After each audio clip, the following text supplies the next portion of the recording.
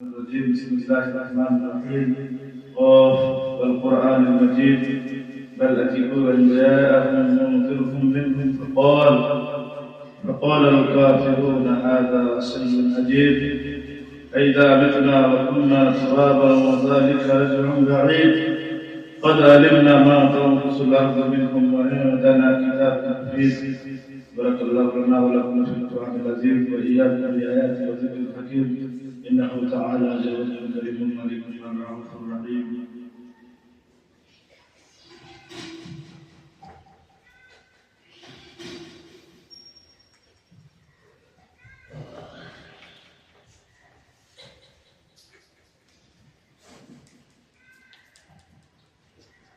إن الحمد لله نحمده ونستعينه ونستغفره ونعوذ بالله من شرور أنفسنا ومن سيئات أعمالنا من يهده الله فلا مضل له ومن يضلل فلا هادي له وأشهد أن لا إله إلا الله وحده لا شريك له. أما بعد فإن خير الحديث كتاب الله وخير الهدي هدي محمد صلى الله عليه وسلم وشر الأمور محدثاتها وكل محدثة بدعة وكل بدعة ضلالة وكل ضلالة في النار. أعوذ بالله من الشيطان الرجيم. بسم الله الرحمن الرحيم. وله الكبرياء في السماوات والأرض إلى آخر الآية. وقال النبي الكريم صلى الله عليه وسلم لا يدخل الجنة من كان في قلبه إلى آخر الحديث. محترم معقر معزز اساتذہ اکرام، مہمان اور اس مدرسے کے چار دیواری کے اندر رہ کر علم تشنگی بجھا رہے عزیز طلبا، آج میں آپ حضرات کے سامنے قرآن کریم کی ایک آیت اور احادیث نبویہ کا ایک ٹکڑا پڑھی ہے، اسی کو سامنے رکھتے ہوئے چند باتیں انشاءاللہ عرض کروں گا۔ سب سے پہلو پہل اس خداوند قدوس کے تعریف و توصیف، کبریائی و بڑائی، حمد و ثنا اس اللہ رب العالمین کے لیے لائق و زیبا ہے جنہوں نے ہم بنی و انسان کو پیدا کیا اور پیدا کرنے کے بعد ہمیں یوں ہی درند پرند چرند کی طرح، جانوروں کی طرح، گدھوں کی طرح بھٹکتا ہوا نہیں چھوڑا، بلکہ اللہ رب العالمین نے ہماری رشد و ہدایت کے لیے، ہمیں سیدھے راہ پر چلانے کے لیے، صحیح راہ پر گامزن کرانے کے لیے، اچھے اور برے کی تمیز بتلانے کے لیے اللہ رب العالمین نے ایک نہیں بلکہ اللہ رب العالمین نے 1,24,000 انبیاء علیہ السلام کو اس دنیا کے اندر مبعوث فرمایا۔ انہی میں سے ہمارے آخری نبی، آخری کڑی، تاجدار مدنی، آمنہ کے لال، عبداللہ کے لخت جگر، جناب محمد رسول اللہ صلی اللہ علیہ وسلم پر ہزاروں ہزار درود و سلام نازل ہوں۔ اللہم صلی علیہ، اللہم بارک علیہ۔ سامعین اکرام، آج میں آپ حضرات کے سامنے جس موضوع پر روشنی ڈالوں گا وہ ہے تکبر، گھمنڈ، احنکار، بڑائی پر اپنے آپ کو بڑا جاننا، یہ شریعتی روح سے کیسا تھا۔ دیکھنے کی کوشش کروں گا انشاءاللہ۔ سامعین کرام، میں نے ابھی آپ حضرات کے سامنے جو قرآن کریم کی آیت پڑھی ہے وہ اسی مناسبت سے ہے، یعنی اللہ رب العالمین کا فرمان وَلَهُ الْكِبْرِيَاءُ فِي السَّمَاوَاتِ وَالْأَرْضِ۔ اللہ رب العالمین نے فرمایا کہ زمین و آسمان میں کبریائی، تکبر، بڑائی پن میرے لیے ہے۔ وہ زمین اللہ، یعنی وہ کہہ رہا ہے کہ یہ بڑائی پن میرے لیے ہے، یعنی اس سرزمین میں اگر تکبر کسی کی چلے گی، گھمنڈ اگر کسی کی چلے گی تو اللہ رب العالمین نے فرمایا میرے چلے گی، میرے علاوہ اور کسی کوئی دوسرا شخص تکبر نہیں کر سکتا ہے۔ اور یہی چیزوں کو اللہ کے نبی جناب محمد رسول اللہ صلی اللہ علیہ وسلم نے فرمایا، حدیث قدسی ہے، اللہ کے نبی جناب محمد رسول اللہ صلی اللہ علیہ وسلم کا فرمان الکبریاء ردائی والعصمت ازاری۔ عزیز طلبہ، آپ کو بخوبی معلوم ہے ردا کا معنی کیا ہے اور عصمت کا بھی معنی کیا ہے، یہ آپ کو بخوبی معلوم ہے، اور یہ ترجمہ اسی طریقے سے ہوگا۔ اللہ کے نبی صلی اللہ علیہ وسلم نے فرمایا کہ اللہ تعالیٰ فرماتا ہے کہ تکبر میری چادر ہے، الکبریاء ردائی، تکبر میری چادر ہے، والعصمت ازاری، اور ازاری کا معنی بھی آپ کو معلوم ہے، لنگی جو ہم لوگ استعمال کرتے ہیں، اور ردائی کا معنی بھی ہمیں معلوم ہے، چادر کے معنی میں ہے۔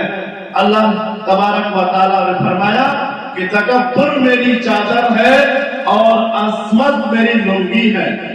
اس کے بعد فرمایا کہ ان دونوں میں سے یا دونوں میں سے ایک یا دونوں اگر کوئی شخص چھین کر خود پہننے کی کوشش کرے گا، مطلب یہ ہے کہ اگر کوئی شخص تکبر کرنا چاہے گا اور کوئی شخص عصمت والا بننا چاہے گا تو اللہ تبارک و تعالیٰ نے فرمایا کہ ہم ایسے شخص کو جہنم کے اندر ڈال دیں گے۔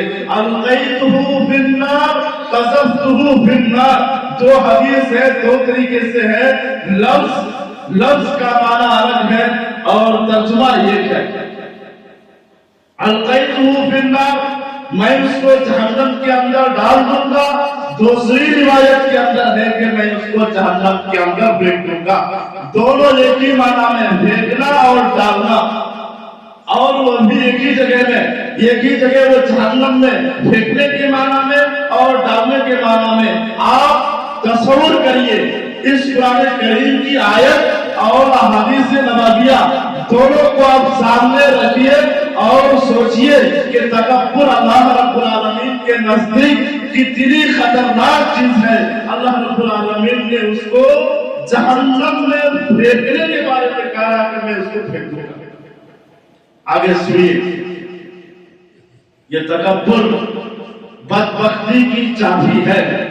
ایک انسان جیسے ہی اللہ رب العالمین کے بارے میں تکبر کرتا ہے، یعنی ایک انسان جیسے ہی تکبر کرنا شروع کرتا ہے تو اللہ رب العالمین کے نظروں سے وہ گر جاتا ہے، اللہ رب العالمین کے نظروں سے وہ چھوٹا ہو جاتا ہے، اللہ رب العالمین کے نظروں سے وہ حقیر ہو جاتا ہے۔ اس کی سب سے بڑی دلیل میں آپ کو بتلاتا ہوں قرآن کریم کے حوالے سے۔ اللہ رب العالمین کا فرمان وَإِذْ قُلْنَا لِلْمَلَائِكَةِ اسْجُدُوا وَآدَمَ فَسَجَدُوا إِلَّا إِبْلِيسَ۔ سورہ بقرہ کی آیت ہے، میرے خیال سے حفاظ کرام کو معلوم ہے، اس کے ترجمے پر آپ غور کریے۔ اللہ رب العالمین نے جب آدم علیہ السلام کو تیار کیا، میں ابھی کہا کہ یہ تکبر بدبختی کی چابی ہے۔ تکبر کس نے کیا اور کس نے حقیر سمجھا، معاملہ کیا ہوا آپ کے سامنے رکھنے کی کوشش کرتا۔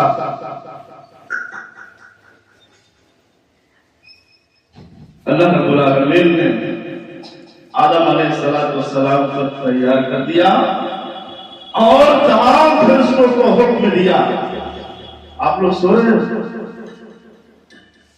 وہ کدے سو رہا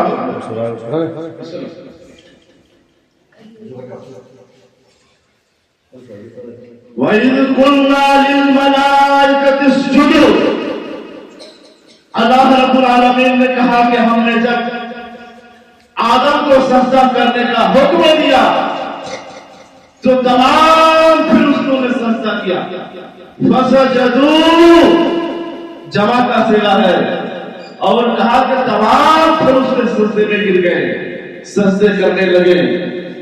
وہ جھکنے کے معنی میں ہے اور کئی مفسرین نے کئی طریقے سے معنی کیا کہ جھکنے کے معنی میں ہے. یا تو کسی مفسرین نے یہ بھی کہا کہ سجدہ صرف اسی وقت کے لیے جائز تھا اور بعد میں سجدہ نہیں جائز تھا, یہ الگ بات ہے. لیکن اللہ کا حکم تھا, سجدہ کر لینا تھا اور تمام فرشتوں نے سجدہ کیا بھی, مگر ابلیس نے سجدہ کرنے سے انکار کر دیا. اور اللہ رب العالمین نے اس سے پوچھا. قرآن کریم میں یہ الفاظ ریکارڈ ہے. اللہ تبارک و تعالیٰ کا فرمان ما منعک الا تسجد اذا امرتک. اللہ تبارک و تعالیٰ نے فرمایا کہ جب میں نے تجھے سجدہ کرنے کا حکم دیا تو تجھے کس چیز نے روکا؟ کون سی ایسی آفت کی پڑی, کون سی ایسی باتیں تمہارے ذہن میں آ گئی تمہیں سجدہ کرنے سے روک دیا؟ تو فرعون دے تو ابلیس چپ نہیں بیٹھے, اللہ تبارک و تعالیٰ سے کلام کرنے لگے اور کہنے لگے کہ اے اللہ, تو نے مجھے آگ سے پیدا کیا, خلقتنی من نار وخلقته من طین. جس طرح تین کا بھی معنی آپ کو معلوم ہے, تو یا اور نون. تین کا معنی مٹی اور نار کا معنی بھی آپ کو معلوم ہے. نار کا معنی کیا ہے جی؟ آگ. نار کا معنی آگ. انہوں نے کہا کہ خلقتنی من نار, آپ نے مجھے آگ سے پیدا کیا اور آپ نے آدم کو مٹی سے پیدا. خلقتہ من طین. ہماری اوقات آدم سے بہتر ہے. کہاں آگ اور کہاں مٹی. تکبر میں آ گیا. انجام کیا ہوا, حسد کیا ہوا, کیفیت کیا ہوئی, حالت کیا ہوئی. قرآن کریم میں اس چیز کو بھی واضح کر دیا. اللہ تبارک و تعالیٰ نے فرمایا فَاهْبِطْ مِنْهَا, نیچے اتر یہاں سے. إِنَّكَ مِنَ الصَّاغِرِينَ, تم ذلیل لوگوں میں سے ہے, تم برباد قسم کے لوگوں میں سے ہے. تم پر قیامت کی صبح تک تجھ پر لعنت بھیجی جاتی رہی. یہ تکبر کا قیامت کے دن انجام کیا ہوگا. تکبر کے کتنے قسم ہیں سب آپ کے سامنے واضح کروں گا انشاءاللہ. سنیے, تکبر کی تین قسمیں ہیں. تکبر کی تین قسمیں ہیں. ایک یہ اللہ پر تکبر کرنا, اللہ پر. دوسرا ہے کہ نبی پر تکبر کرنا. تیسرا ہے بندے بندوں پر تکبر کرنا. اب سنیے, اللہ پر تکبر کون کیا تھا؟ جس طرح آپ کو اچھی طریقے سے معلوم ہے کہ اللہ پر تکبر کس نے کیا تھا اور کس نے کہا تھا انا ربکم الاعلی. معلوم ہے آپ کو, فرعون دولت کے نشے میں, بادشاہت کے نشے میں انہوں نے انا ربکم الاعلی ہی کہا تھا. صرف کہا تھا میں سب سے بڑا رب ہوں. انہوں نے یہ نہیں کہا تھا کہ میں سب سے بڑا معبود ہوں، آپ میری عبادت کریے. ایسا لفظ انہوں نے اپنے زبان سے نہیں نکالا تھا. میرے بھائیوں، صرف ربوبیت ہی کا اقرار کیا تھا اور کہا تھا کہ میں رب ہوں، میں تجھے کھلاتا ہوں. عبادت کو تو دور چھوڑیے، صرف رب کرنے کی وجہ سے اللہ رب العالمین نے مجھے، اللہ رب العالمین نے مجھے قیامت تک کے لیے عبرت بنا دیا. قیامت تک صرف رب کرنے کی وجہ سے یہ سزا. اگر معبود کرتے تو نہ جانے اللہ رب العالمین اس کے ساتھ کیا یہ تھا. اللہ پر تکبر. آج بھی اگر کوئی اللہ پر تکبر کرتا ہے اور اپنے آپ کو اللہ سے بڑا جانتا ہے تو اللہ رب العالمین ہو سکتا ہے کہ اس سے بھی خطرناک اس کو سزا دے اور پورے دنیا والوں کے لیے عبرت لاؤ. کوئی ممکن نہیں ہے میرے بھائیوں. اللہ رب العالمین کے ہاتھ میں سب کچھ ہے. اس لیے تکبر کرنے سے پہلے آپ اس چیز کو اچھی طریقے سے سوچ لیجئے گا اور تب تکبر کریے گا. دوسری بات، نبی پر تکبر کرنا اور یہ کفار مکہ جناب محمد رسول اللہ صلی اللہ علیہ وسلم پر تکبر کیا تھا اور کل کیا تھا، یہ بھی آپ کو اچھی طریقے سے معلوم ہے. اللہ کے نبی جناب محمد رسول اللہ صلی اللہ علیہ وسلم سب سے پہلے کس چیز پر لوگوں کو دعوت دی یہ بھی آپ کو معلوم ہے، اور کہاں پہ دعوت دی اور کس طریقے کے الفاظ کہہ رہے تھے، اور کفار مکہ نبی علیہ السلام کو جواب میں کیا کہہ رہے تھے یہ آپ کو اچھی طریقے سے معلوم ہے. اور یہ اس لیے کر رہے تھے کہ ان کے اندر، اس کے دلوں کے اندر صرف تکبر تھا، اور تکبر کی وجہ سے اللہ کے نبی جناب محمد رسول اللہ صلی اللہ علیہ وسلم کی دعوت کو قبول کرنے سے کیا تھا. اگر آپ تاریخ پڑھیے گا، اگر آپ سیرت کی کتابوں کو پڑھیے گا، نبی علیہ السلام کے زمانوں کو اگر آپ پڑھیے گا تو آپ کو معلوم چلے گا شروع سے لے کر آدم علیہ السلام سے لے کر آپ کسی بھی نبی کی ہسٹری اگر پڑھیں گے، سیرت کا اگر مطالعہ کریں گے تو آپ کو پتہ چلے گا اور یہ پتہ چلے گا کہ سب سے پہلے بڑے لوگوں نے، تکبر کرنے والے لوگوں نے نبی علیہ السلام کے دعوت کو ٹھکرایا تھا.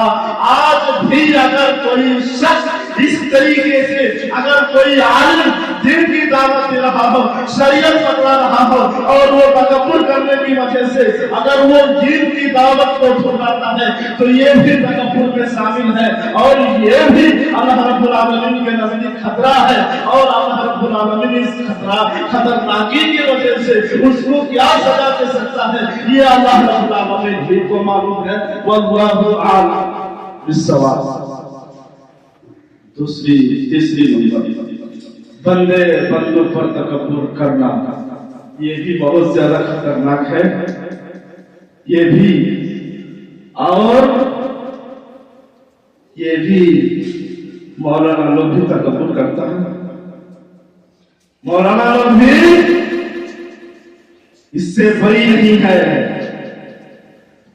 مولانا لوگ بھی پلیٹ فارم میں کھڑا ہے. ہاں تکبر علم کے بنیاد پر تکبر کرتا ہے.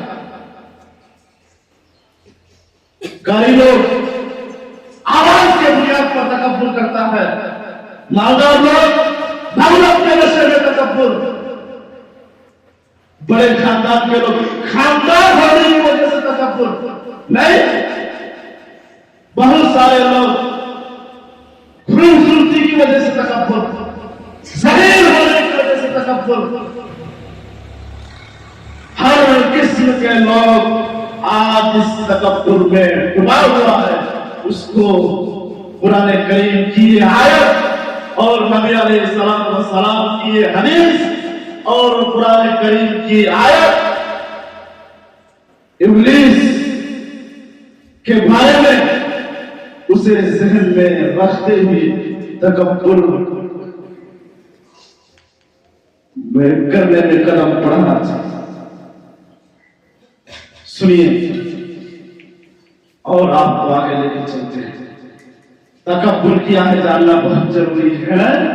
تکبر کیا ہے جاننا بہت ضروری ہے.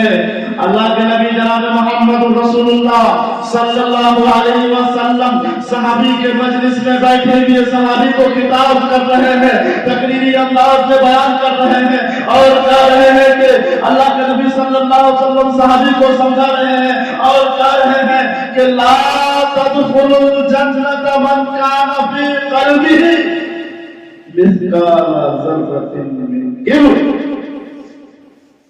اللہ کے نبی صلی اللہ علیہ وسلم نے فرمایا جس شخص کے دل میں ذرہ برابر بھی تکبر ہو لا تدخل الجنت, جنت کے اندر داخل نہیں ہوگا.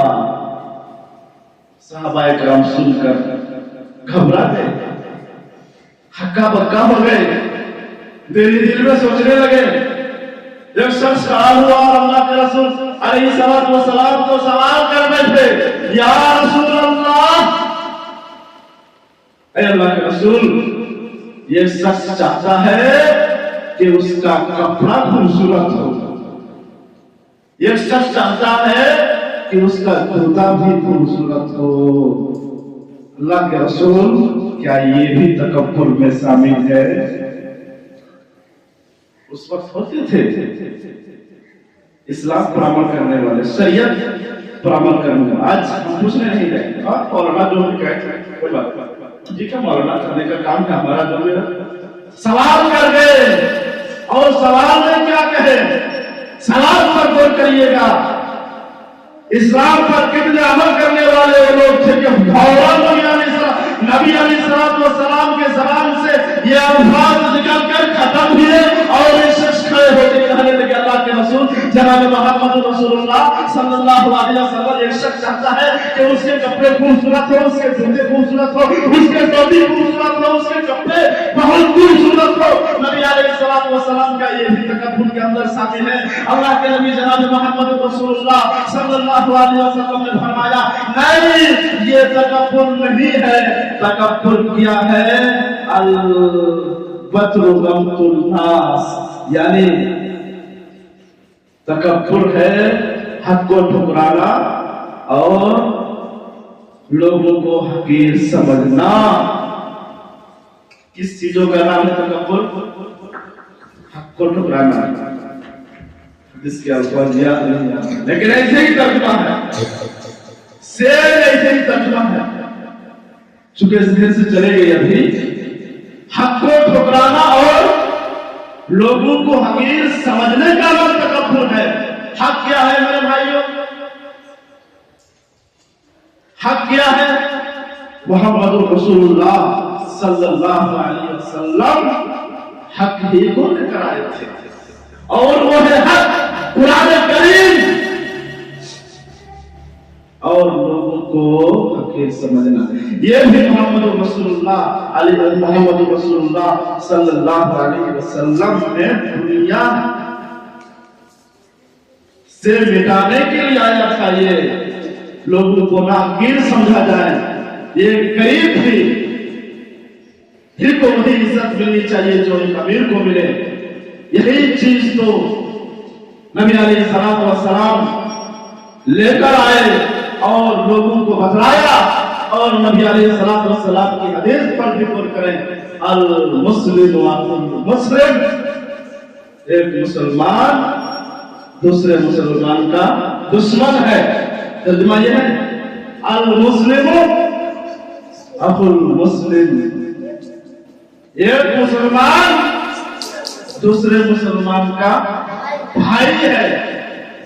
بھائی کا مطلب آپ کو سمجھ میں آیا؟ بھائی کا مطلب یہ ہے کہ آپ اس کو ہمیشہ پیٹتے رہیے, اس کو ستاتے رہیے, اس کے زمین ہڑپ لیجیے, اس سے ہمیشہ لڑتے جھگڑتے رہیے. یہ ہے محمد رسول اللہ صلی اللہ علیہ وسلم نے کتنے بہترین अल्फाज के जरिए से मुसलमानों को समझाए। आज मुसलमान वही में है, किसका जमीन हड़प गए, किसका वो करके, किसका ये कर गए, किसका वो भाई का मन। और एक हदीस के अंदर अल्लाह के नबी जनाब मोहम्मद रसूलुल्लाह सल्लल्लाहु अलैहि वसल्लम ने एक मुसलमान को दूसरे मुसलमान का बुनियाद ही कहा है, पिलर का भी कहा है हदीस के अंदर।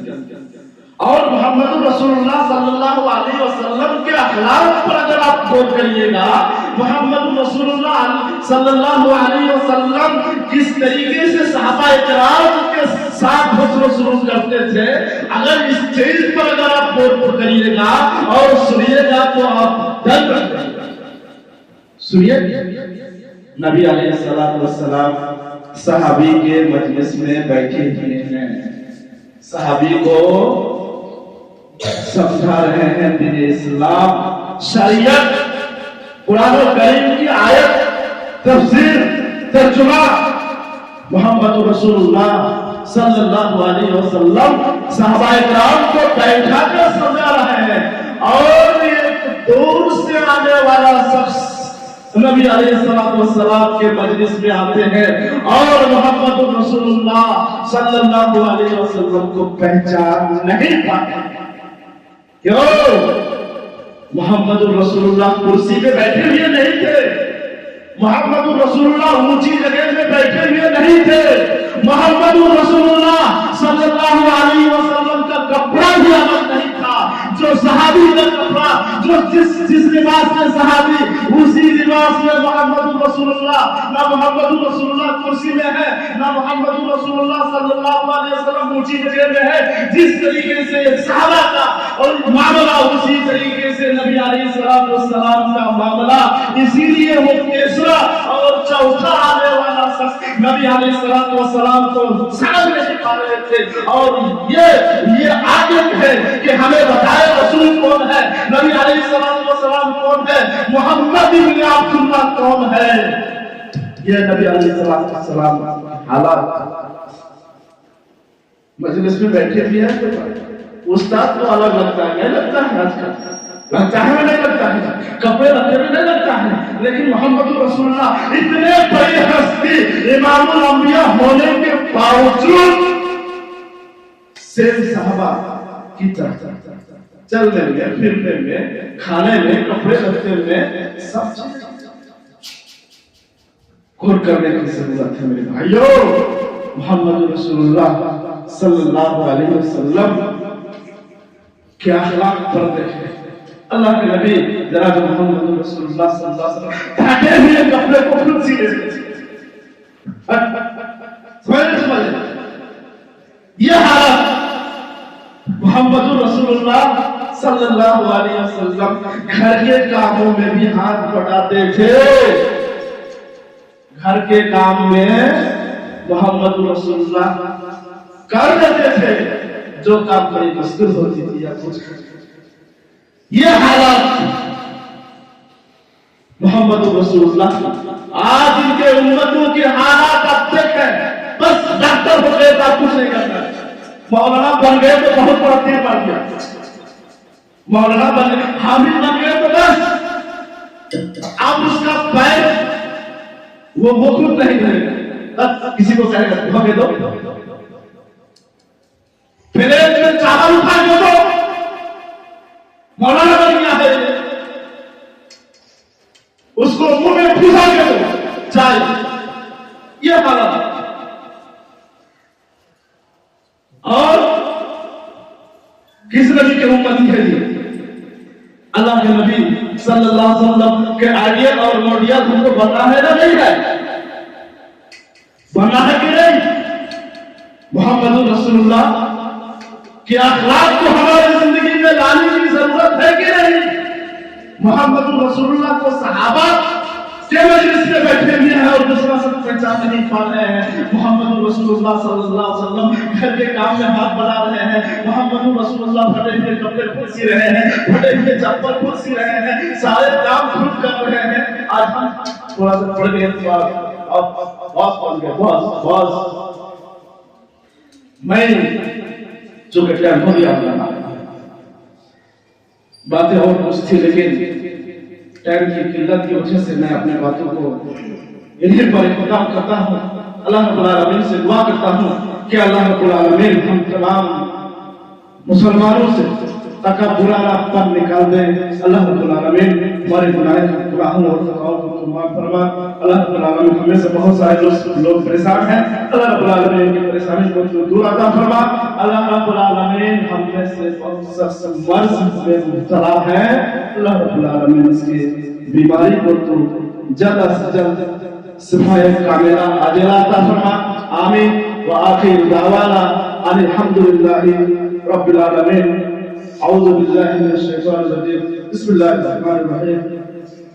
یا ایھا الذین آمنوا اذا نودی للصلاة من یوم الجمعہ فاسعوا الی ذکر اللہ وذروا البیع ذلکم خیر لکم ان کنتم تعلمون.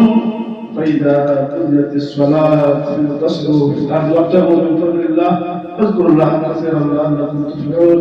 وإذا رأوا تجارة أو لهوا انفضوا إليها وتركوك قائما قل ما عند الله خير من اللهو ومن التجارة والله خير الرازقين. عباد الله يرحمكم الله إن الله يأمركم بالعدل والإحسان وإيتاء ذي القربى وينهى عن الفحشاء والمنكر والبغي يعظكم لعلكم تذكرون. واذكروا الله واذكركم والله يستجيب لكم. أقيموا الصلاة.